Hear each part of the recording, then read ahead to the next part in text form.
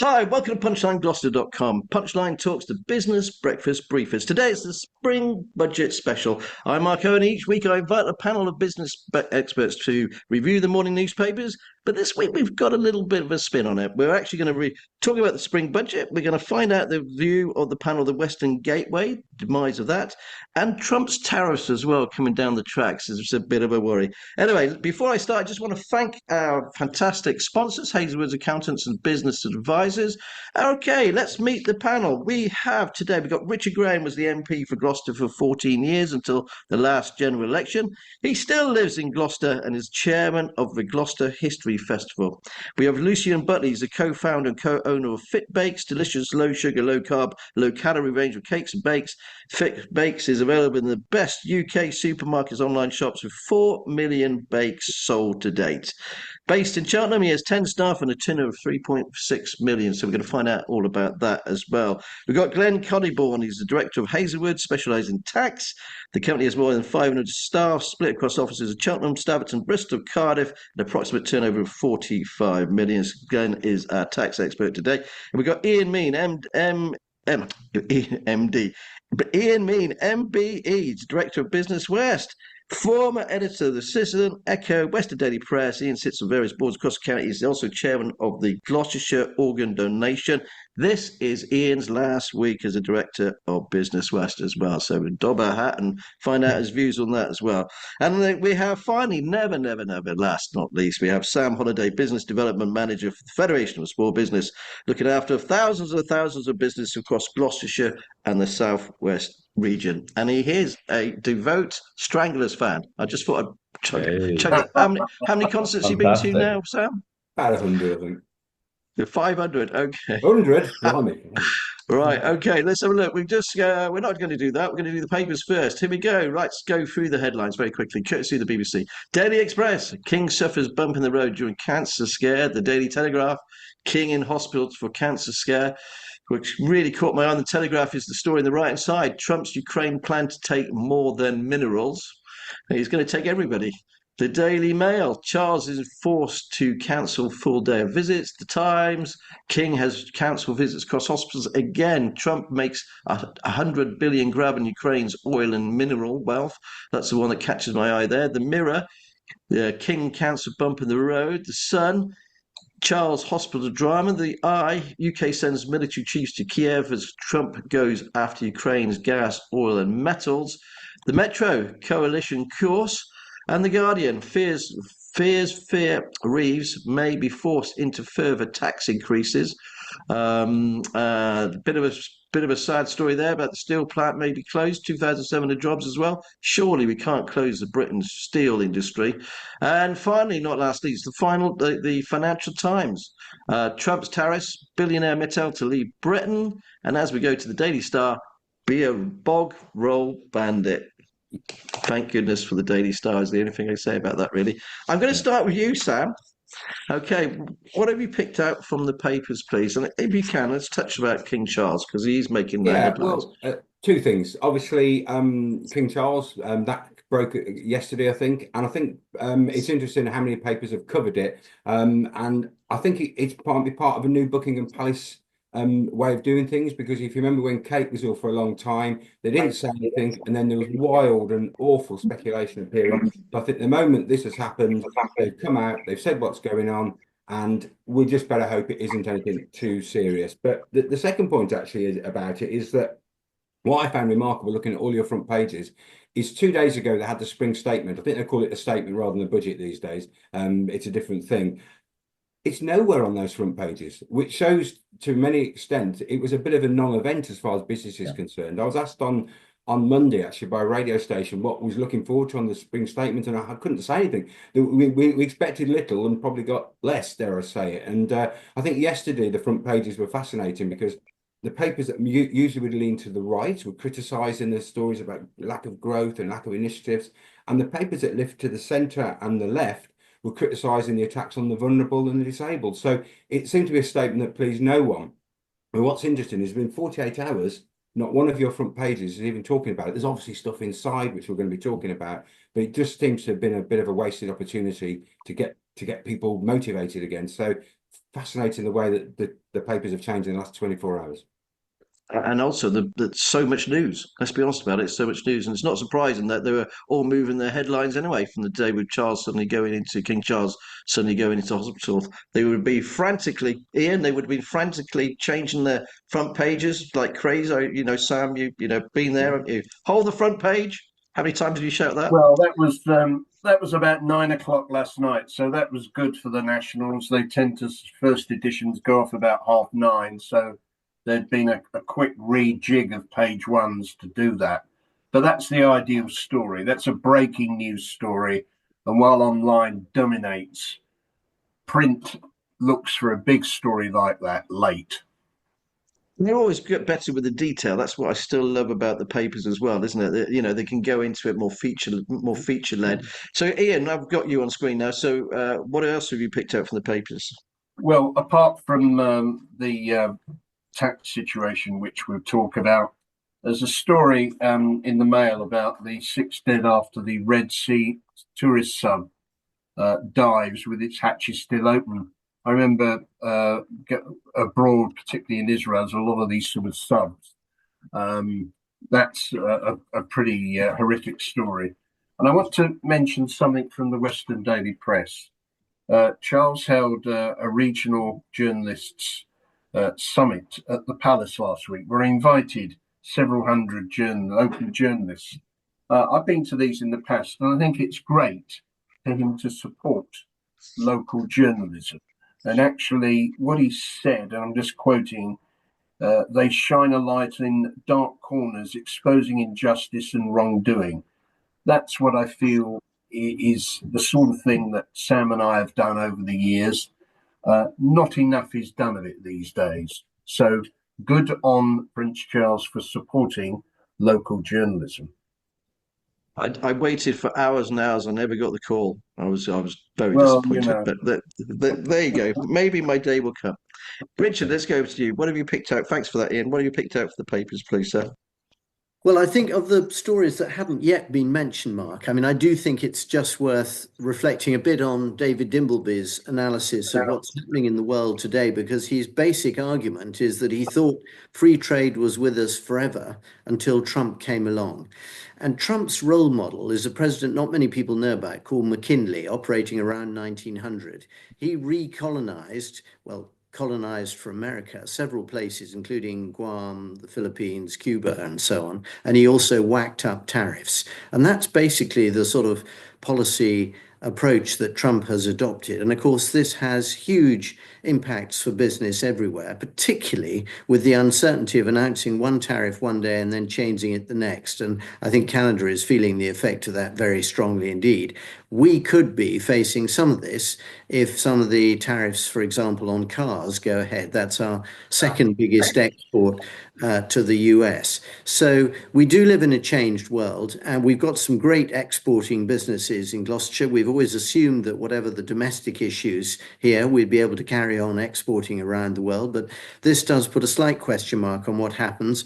And that does, of course, impact growth back here in the UK. And that will also impact the OBR's analysis of where we are and the budget, which does taxes, that will come later on. This one, of course, was the spring statement, as you said, so it was all about departmental spending.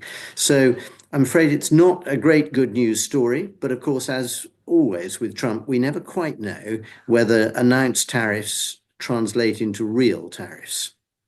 No, without a shadow of a doubt, we have to hold our breaths, really, isn't it? That's the thing. He changes his mind so often as well, and then denies it. This is the most amazing thing. I think the thing about it is, years ago, politicians just wouldn't lie to their faces. We can come back to this anyway.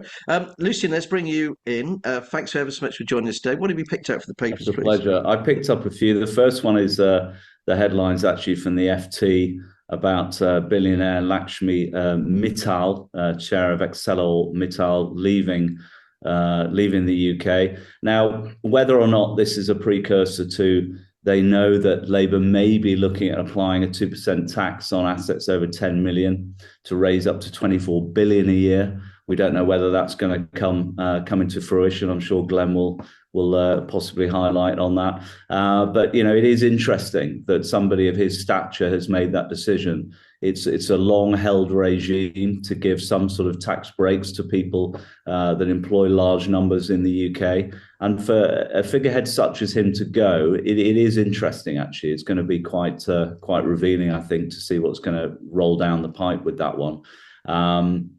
I also have chosen, for a bit of humour, a red top headline of the bog roll bandits from the Star, which I think is hysterical. They're talking about preparing for World War III and saying that we should all stock up on bog rolls, which I think is quite alarming, considering if people remember the pandemic. I actually remember going around the supermarkets and seeing rows and rows of empty shelves, and it was quite alarming. It's the sort of thing that you see in movies, but you actually, when you witness it, you think, God, it's happening. And what was alarming at the time was the speed of which it happened. So I was quite alarmed to see that, because I thought I think they're going to get taken down by it. There's going to be a lot of kickback about that. So yeah, interesting to see what's happening now. I bet we all have our stories of supermarkets. I remember going with my daughter, who was a bit younger at the time, and there was no paracetamol, there was no toilet roll. Yeah. I'd go off to send it somewhere else, and there wasn't that. And she stood by the till and burst into tears. Yeah. She was like, getting quite frightened about it. Anyway, I went over to try and find the barefoot red wine Merlot, and my goodness, it had all been cleared out, and I was quite upset about that. That's my memory of that. Mark, can I sure. just quickly add in there? I mean, I think Lucien's first comment about the impact on non-dom tax is quite interesting, because, of course, taxing the rich is very popular until you start thinking about the consequences. The top 1% of earners in the UK now contribute 30% of income tax. That's up from about 25% in 2010. So if we do things as a government that encourage some of the top earners to go and live abroad rather than be based here, that is going to impact in quite a big way the amount of income tax we raise to pay for services. So when you then say to people, well, if you want these guys to go and live elsewhere, you're going to have to pay more on your tax for the NHS and all the rest of it, the story changes. And I think that's the point that hasn't yet emerged. And what is frightening is the amount of business people I've talked to who are now, I do these shows a lot, and they are in France, they're in Switzerland, they're in Portugal, I spoke to someone the other, and he was doing the show from Abu Dhabi. That is happening all the time, and these are well-known business people who are quite happy here for a long time, and I really think this is the tip of the iceberg. Glenn, Yeah. It's perfect timing to bring you in. You must have you're advising your customers. Yeah, sure. Are you seeing this? So as it happens, a speciality of mine is actually advising non-doms. So I do quite a lot of tax advice around that. So kind of quite well known for it. And so rather than make a political commentary on it, I'll just tell you what I'm actually seeing. And what I'm seeing is people who are let's call them proper non-doms, as in people who weren't born in the UK. They've come over to the UK for whatever their reasons are, to work, to run a business, even to have a family over here. Those people who still retain they aren't British citizens. They haven't tried to settle here. Those people are absolutely 100% looking to leave if they haven't already.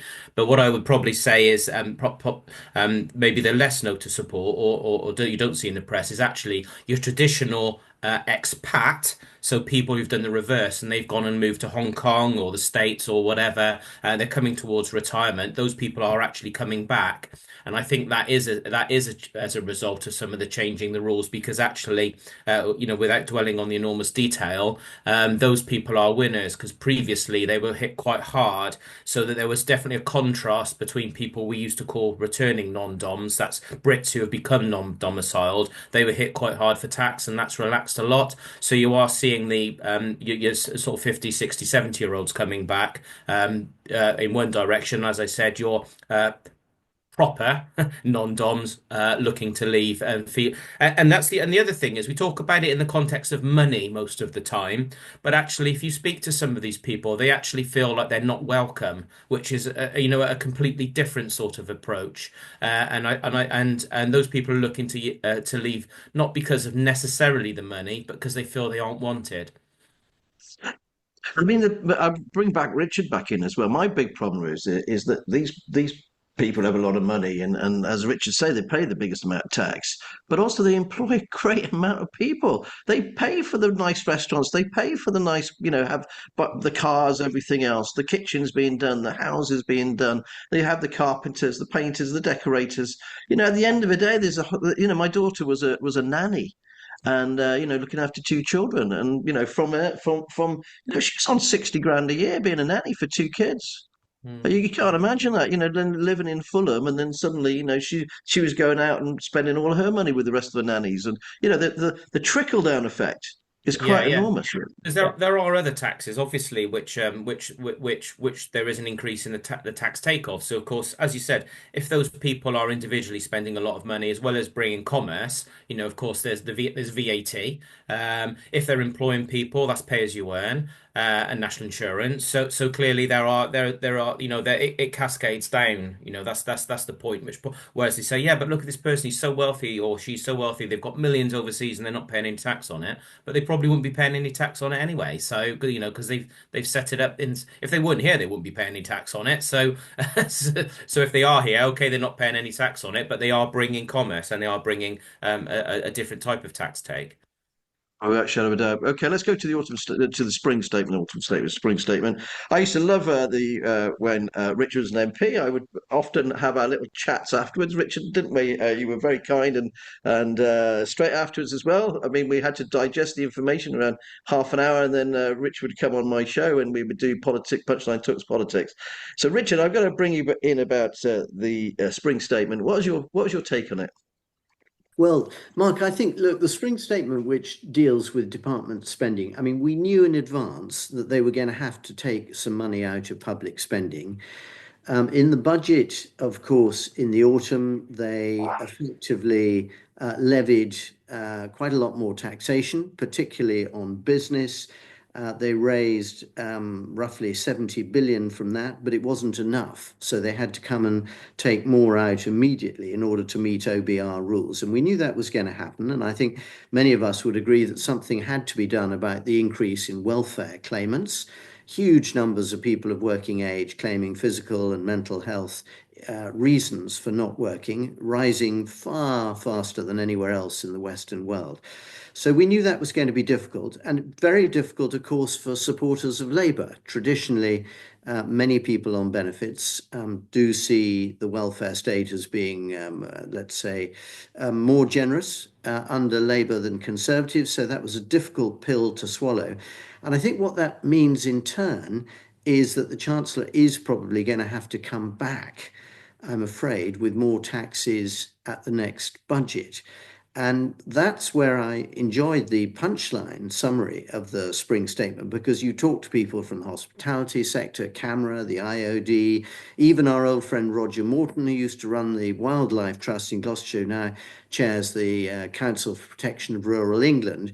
And I think the message coming through from all of them, particularly actually Sam's organisation, the FSB, that confidence levels in business and small businesses are at the lowest since 2020, since the pandemic began.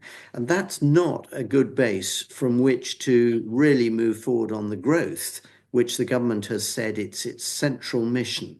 So the challenge for the Chancellor, not an easy one, is how do you raise the funds you need to pay for public services that people expect, while also actually motivating business to grow and employ more people and provide that tax. So at the moment, there's a bit of a downward sort of spiral. What we got to try and do is turn that round into an upward one.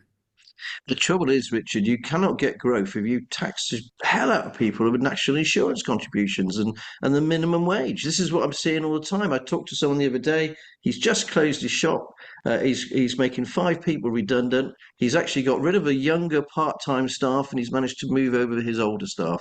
And you can see this happen down the tracks. And another company is getting rid of 20 people. And another company in Stroud has actually closed down, American business.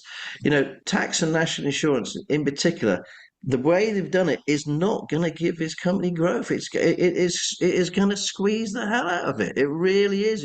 It's hurting. I'm going to go to you, Lucien. You employ 10 people. I was sort of chomping at the bit there to get in, because the issue with the rules that are kicking in next month with NI and tax is that it's eating into slim margins as it is. And FMCG in particular, we run on particularly slim margins. And this is an issue for us now. And it has now, we've got our board meeting coming up.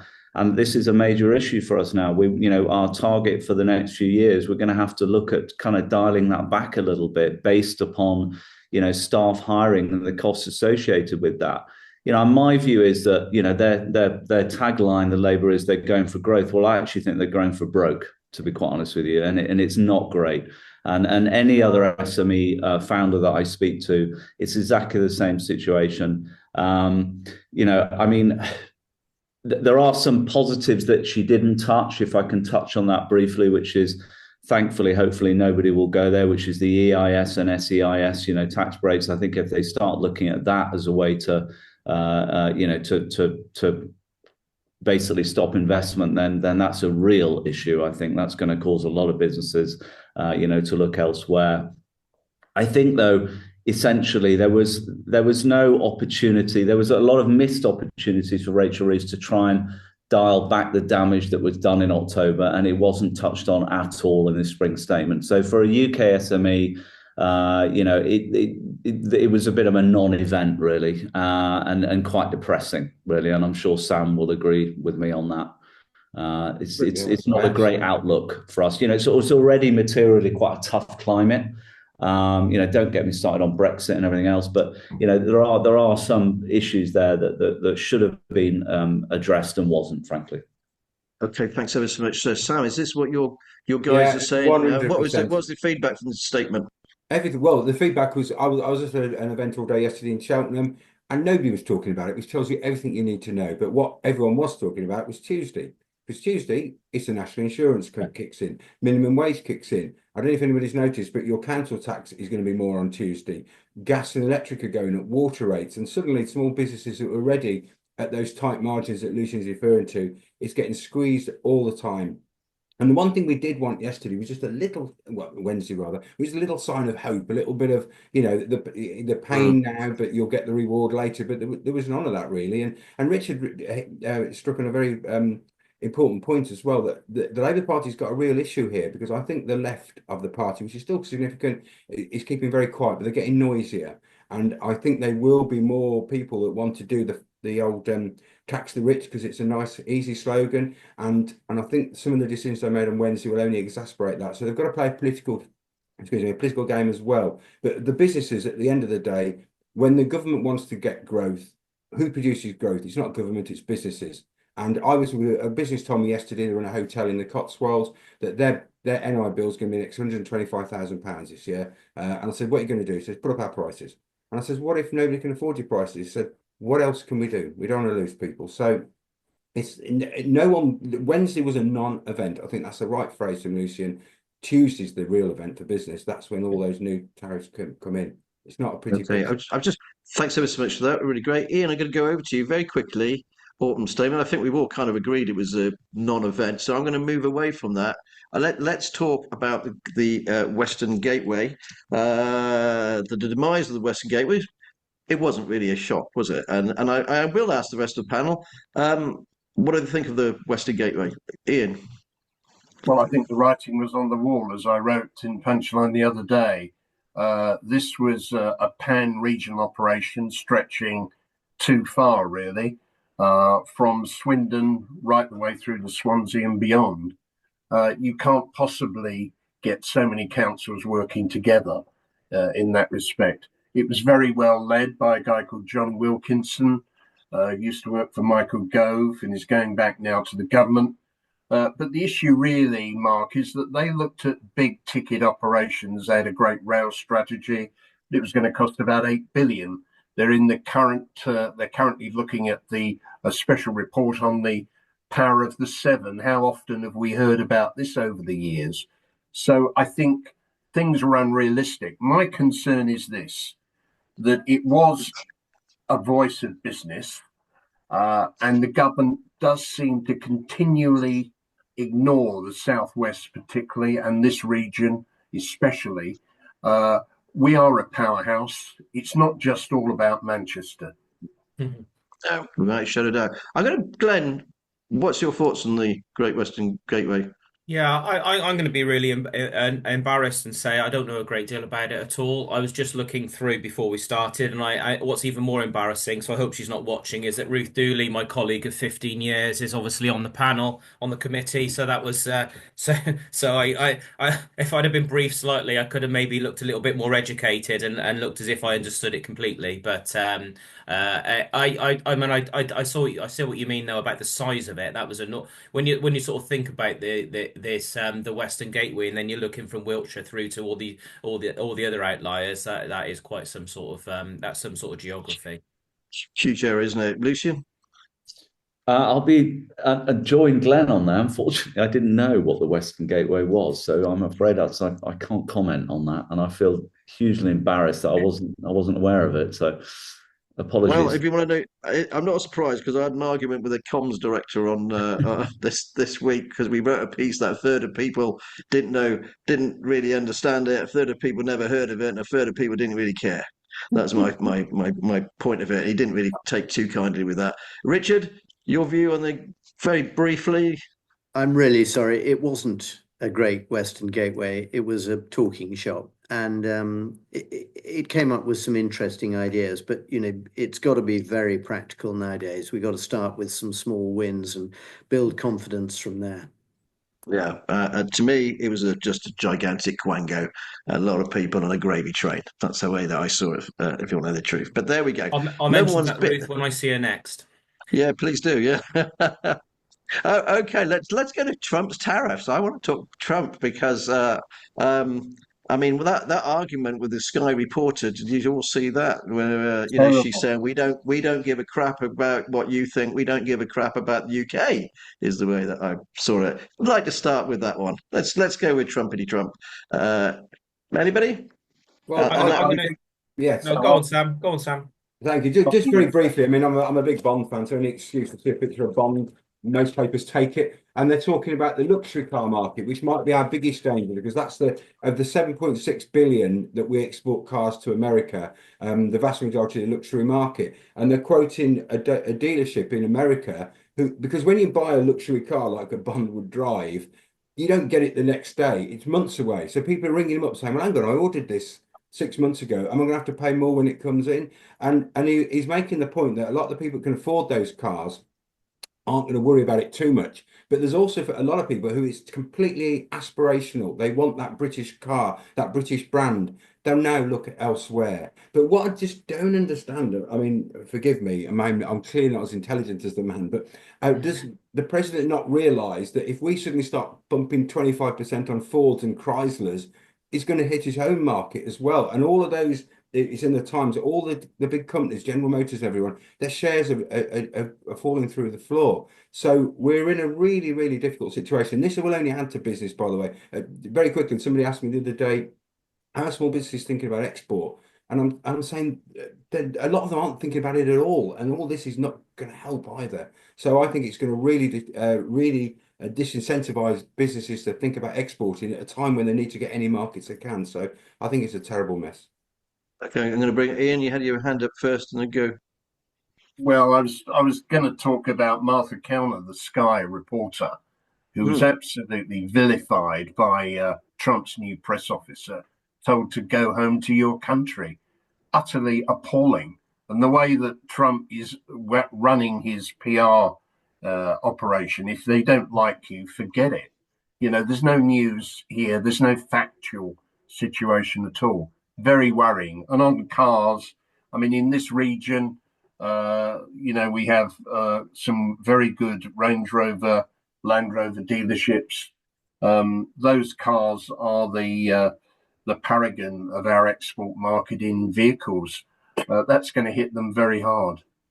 My big worry is that Labour, Starmer, is so scared of falling out with Trump that he's going to sell sell the family silver to keep with him. You know, this thing about copyright rules and regulations is a real worry for the creative industries we have in this country, let alone everything else. Go on, Richard. Can I bring you in on this? Well, I was just going to try and add a different way of looking at it. Because Trump is so mercurial, there are opportunities as well as threats. And the big opportunity, obviously, is the possibility of a big trade deal with America. And if that was going to happen, there would be lots of people over here who would be worried as well, particularly farmers who are not feeling much loved at the moment in general. But there would be opportunities, and luxury cars and Scottish whiskey and all the rest of it could potentially be huge beneficiaries of that. So I think, to be fair to Starmer and the government, what they've got to try and do is have relationships that work in British interests with America, the EU, and China, all three. And keeping those three balls in the air is not easy, but they have to try and navigate as deftly as they can. So at the moment, you've got Peter Mandelson as our new ambassador in Washington, who, of course, knows a huge amount about trade deals. He was the EU Trade Commissioner. And I think that may be interesting to see how a combination of him being there, Trump wishing to come to the UK, the possibility of a trade deal, and separating his treatment of the UK from the way in which he handles the EU, there are some opportunities in all of that. So let's hope that the way the stock market is reacting in America to some of his announcements will cause the sort of rush of new stories that destabilize his business to settle down a bit, and then let's see where the UK can land. Okay, thanks ever so much for that. I'm going to bring you in, Lucien, because we haven't had a chance to talk about your business. So I'm going to share the screen, and let's have a look. Because I was just going to agree with Richard there. Actually, there are positives. I think the other thing is, just quickly on the trade tariffs, is that the UK is in quite a good position because our trade balance with America is actually pretty good compared to the EU. We're on a kind of level playing field, and I think Mandelson will basically leverage that, I'm sure. So I tend to agree. I think there's a lot more opportunities for us in the UK. The only positive thing possibly that's come out of the Brexit debacle is the fact that we have an independent voice now outside of the EU when it comes to trade. So I agree with Richard on that point. Okay, thanks ever so much for that. I'm going to go back over to your FitBites here. So Yes. Can everybody see that? There you go. I'm just going to bring these up. I know you don't want to buy them on eBay, but it's the best picture. There you go. Belgian chocolate crunch. They look very, very nice. The ones on eBay, 64 second-hand calories. ones. Yeah, exactly. So if you go to the main website, but fundamentally, I won't go into too much detail. I'm sure everybody wants to crack on with their breakfast and everything. But in a nutshell, Fitbakes, our goal, we're a Cheltenham born and bred business. Our mission is to become literally the number one go-to brand for healthy baked goods in the UK. So think anything along the lines of that would have been largely regarded as treats. So things like cakes, crunch bars, cookies. We're now into wraps and breads that traditionally have been kind of high carb content, blood sugar spiking products that everybody loves. Our goal was to reformulate those, and we've been doing that quite successfully for the last few years. We're kind of ahead of the curve in that, a lot of people are now realizing the importance of monitoring their blood sugar and what they eat. The figures are staggering. I don't need to tell anybody about this, but I mean, we've got over 7 million people right now in the UK alone that are either diabetic or pre-diabetic. And in fact, it's 1 in 3 that are now pre-diabetic, which is the real concern. And in fact, in the US, they have a term for it. It's called diabesity. not even obesity, it's called diabesity.